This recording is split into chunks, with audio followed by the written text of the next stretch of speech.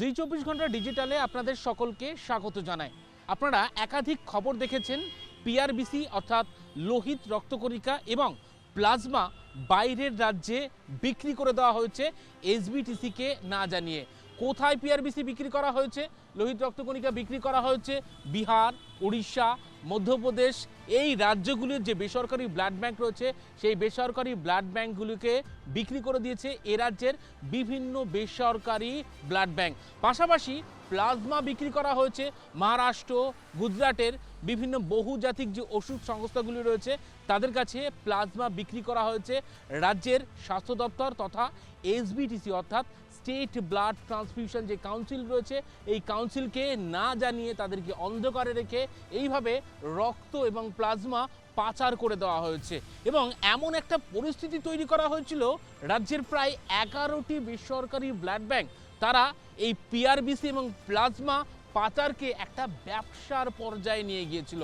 কলকাতাতে যদি blood bank হয় সেখান থেকে 200 কিলোমিটার দূরে প্রায় প্রত্যেক দিন একেবারে রবিবার একদিনে 12 থেকে 14টি ব্লাড ব্যাংক করা হতো এবং সেখান থেকে রক্ত আনা হতো।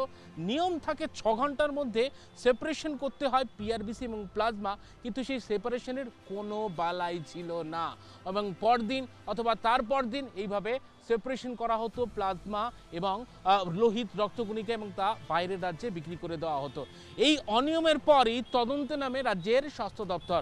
স্বাস্থ্য দপ্তরের তরফ থেকে তদন্তে উঠে আসে রাজ্যের 11টি বেসরকারি ব্লাড ব্যাংক। একেবারে সোনারপুরের ইস্পাত কোঅপারেটিভ যে লিমিটেড হাসপাতাল রয়েছে সেই হাসপাতালের যে ব্লাড ব্যাংক রয়েছে, তারপর রয়েছে একেবারে পদ্মপুকুরের হেলথ পয়েন্ট যে ব্লাড ব্যাংক সেই ব্লাড ব্যাংক, যোধপুর পার্কের অশোক ব্লাড ব্যাংক, এন্টালির লাইফ কেয়ার ব্লাড ব্যাংক, এছাড়াও একেবারে বেলেঘাটাতে ওম ব্লাড ব্যাংক এবং আলিপুরের কোঠারির যে ব্লাড সেন্টার রয়েছে সেই কোঠারি ব্লাড সেন্টার এবং ওম যে ব্লাড সেন্টার রয়েছে ব্লাড ব্যাংক রয়েছে তাদের 6টি শাখা রয়েছে আমাদের রাজ্যে।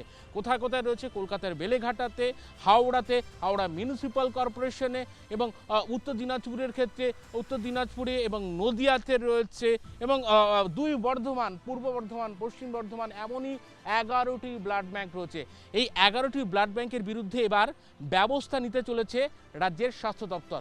স্বাস্থ্য দপ্তরের তরফ থেকে নির্দেশিকা জারি করে জানিয়ে দেওয়া হচ্ছে এই 11টি ব্লাড ব্যাংক আর কোনোভাবেই একেবারে তারা বাইরে আউটসাইডে কোনো ধরনের ব্লাড ডোনেশন ক্যাম্প আর করতে পারবে না। যতদিন না তদন্ত শেষ হবে ততদিন কোনো ব্লাড ডোনেশন ক্যাম্প নয় এমনভাবে জানানো হয়েছে, কিন্তু ইন্টারনাল ব্লাড কালেকশন তারা করতে পারে এমনটাই বলা হয়েছে নির্দেশিকায়। পাশাপাশি বলা হয়েছে রাজ্যের মধ্যে বাল্ক ট্রান্সফার, সে প্লাজমা হোক বা লোহিত রক্তকণিকা হোক, সেক্ষেত্রে এসবিটিসির এনওসি ছাড়া কোনোভাবে বাল্ক ট্রান্সফার নয় এবং রাজ্যের বাইরে বাল্ক ট্রান্সফার করলে এনবিটিসির অনুমতি নিতে হবে, তারপরেই এই বাল্ক ট্রান্সফার করতে পারবে লোহিত রক্তকণিকা এবং প্লাজমা। এমনইভাবে বিজ্ঞপ্তি জারি করে নিষেধাজ্ঞা জারি করা হলো রাজ্যের 11টি বেসরকারি ব্লাড ব্যাংকের বিরুদ্ধে। ক্যামেরায় পার্থ পালের সঙ্গে অয়ন শর্মা, জি 24 ঘন্টা, কলকাতা।